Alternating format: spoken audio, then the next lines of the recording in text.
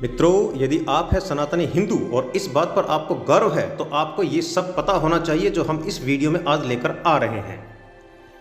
क्या आप जानते हैं कि मानव इतिहास के सबसे विनाशकारी युद्ध महाभारत में कितने अक्षौहिणी सेना एक दूसरे के साथ लड़ रही थी?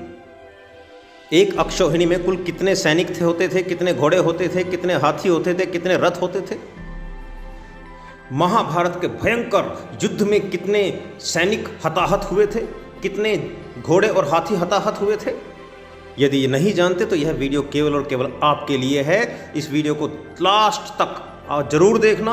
और हाँ, जब तक वीडियो शुरू करते हैं तब तक चैनल को सब्सक्राइब कर लीजिए और बेल आइकन दबाकर अपने लिए आगे की वीडियो सुरक्षित कर लीजिए।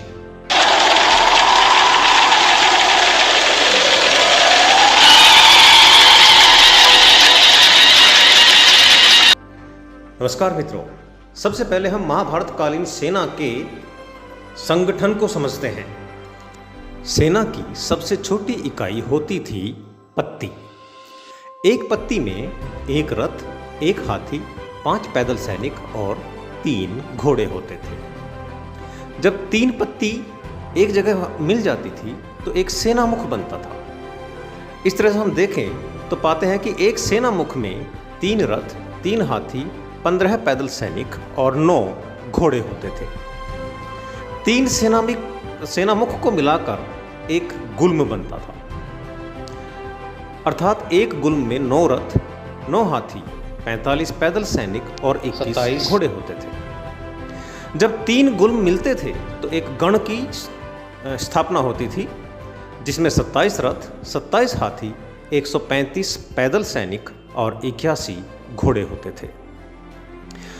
3 गणों को मिलाकर बनती थी एक वाहिनी। वाहिनी आज भी हमारी सेना में एक प्रसिद्ध शब्द है। तो वाहिनी में 81 रथ, 81 हाथी, 405 पैदल सैनिक और 243 घोड़े होते थे। जब 3 वाहिनी एक जगह मिलती तो एक पृतना बनती थी। एक पृतना में 243 रथ, 243 ही हाथी, 1215 पैदल सैनिक और 729 घोड़े होते थे। जब 3 पृतना मिलती तो एक चमू बनता था।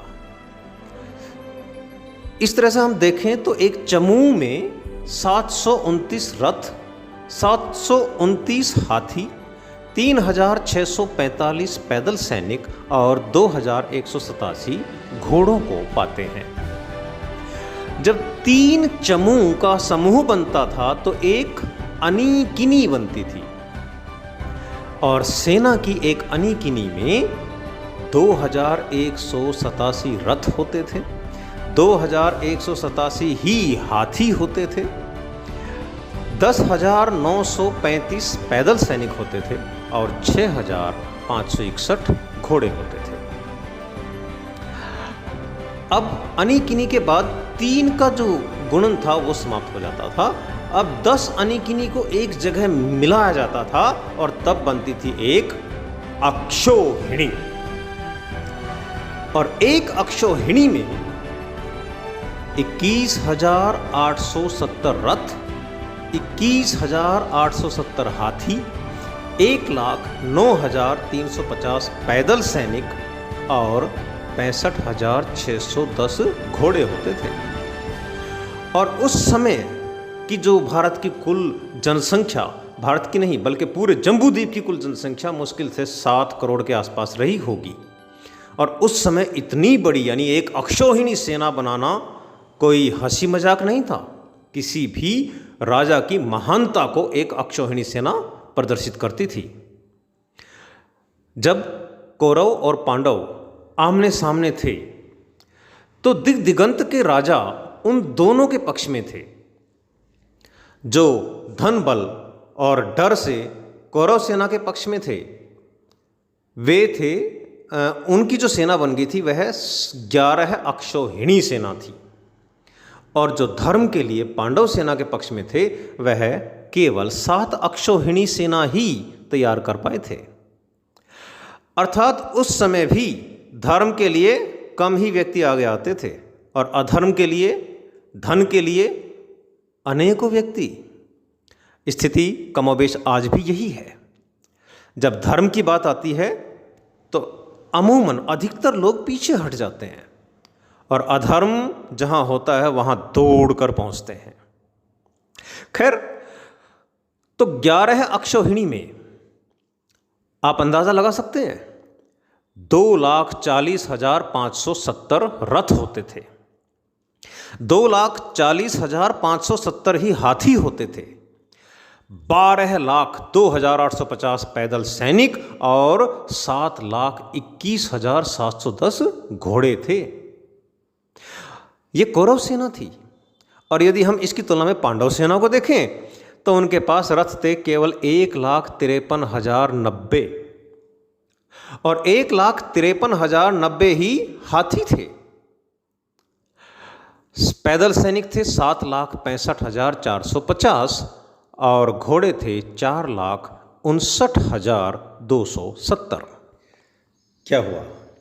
इन आंकड़ों को देखकर आश्चर्यचकित हो गए ना? सचमुच बहुत आश्चर्य की बात है कि जब पूरे महान जम्बूद्वीप में 7 करोड़ के आसपास की आबादी थी, लगभग 50 लाख के आसपास योद्धा अपने अपने प्राणों को न्यौछावर करने के लिए धर्म और अधर्म के पक्ष में युद्ध के लिए तत्पर खड़े थे। उनको तो यह भी नहीं पता था कि 18 अक्षौहिणी सेना मात्र 18 दिन में खेत रहेगी, मारी जाएगी। उस 18 अक्षौहिणी सेना में, जिसमें कुल मिलाकर 3,93,660 रथ भारी भरकम हथियारों के साथ भाग ले रहे थे, 3,93,660 हाथी, 19,68,300 पैदल सैनिक और 11,80,980 घोड़े और उन पर घुड़सवार युद्ध के लिए तत्पर खड़े हुए थे। प्रत्येक रथ पर रथी के साथ साथ एक एक सारथी भी थे। प्रत्येक हाथी पर योद्धा के साथ साथ एक एक महावत भी थे। तो इनके तो व्यक्तियों की संख्या ही दुगनी हो जाती है। तो अब देखें मैदान में कुल कितने योद्धा थे। 7,87,320 व्यक्ति रथ पर थे, 7,87,320 व्यक्ति ही हाथियों पर थे। पैदल सैनिकों की संख्या थी 19,68,300 और घुड़सवार थे 11,80,980। तो इस तरह से हम देखते हैं कि कुरुक्षेत्र के मैदान में 47,23,920 रणबांकुरे अपने प्राणों की आहुति के देने के लिए तैयार खड़े थे। यह संख्या तो केवल उन क्षत्रियों की है जो वहां पर युद्ध के निमित्त इकट्ठा हुए थे। इसके अतिरिक्त क्षत्रियों के साथ में बहुत सारे वैद्य भी रहे होंगे जो घायलों का इलाज करते रहे होंगे, बहुत सारे रसोइये भी रहे होंगे जो कि सैनिकों के लिए भोजन पकाते होंगे, पानी का प्रबंध करने वाले भी रहे होंगे, जो रथी थे उनके सेवक भी रहे होंगे। तो कुल मिलाकर 50 लाख से निश्चित रूप से अधिक व्यक्ति या कहें कि पुरुष वहाँ पर इकट्ठा थे उस युद्ध के लिए। अर्थात इस विभीषिका के बाद लगभग 50 लाख महिलाएं विधवाएं हुई थी, उनके मांग का सिंदूर पुंछ गया था, उनकी खुशियां तितर बितर हो गई थी। लेकिन धर्म के लिए युद्ध था और धर्म सर्वोपरि, इसलिए किसी ने भी उफ तक नहीं की। क्या कभी किसी ने सुना है कि कोई महिला सती हुई हो या महिलाओं के साथ कोई व्याभिचार हुआ हो?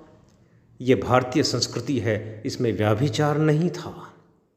कहते हैं महाभारत के बाद 12 कोस पर दिए जले थे, अर्थात जनसंख्या बहुत प्रभावित हुई थी, बहुत कम हो गई थी। लेकिन यह हमारी समृद्ध संस्कृति का ही परिणाम था कि हमने कभी भी अपने इतिहास में किसी व्यापक व्याभिचार के विषय में सुना ही नहीं है।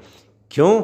क्योंकि यहाँ अगर महिलाओं के साथ छेड़छाड़ होती है तो मोमबत्तियाँ नहीं जलती, लंकाएं जलती है, लंकाएं।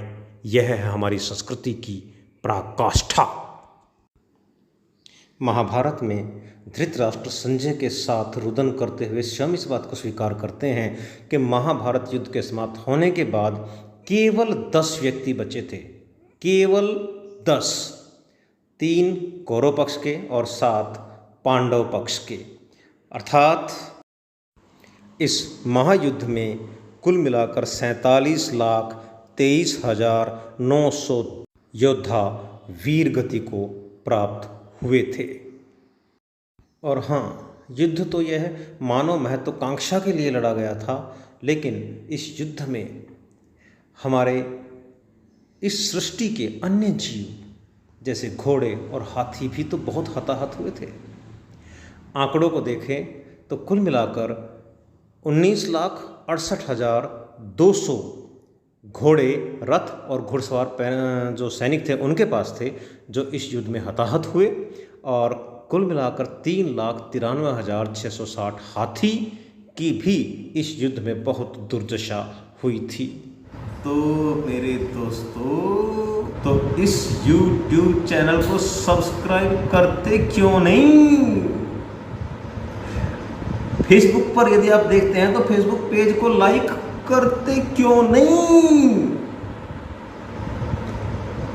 और जब आप चैनल को सब्सक्राइब कर लें तो बेल आइकन को दबाते क्यों नहीं?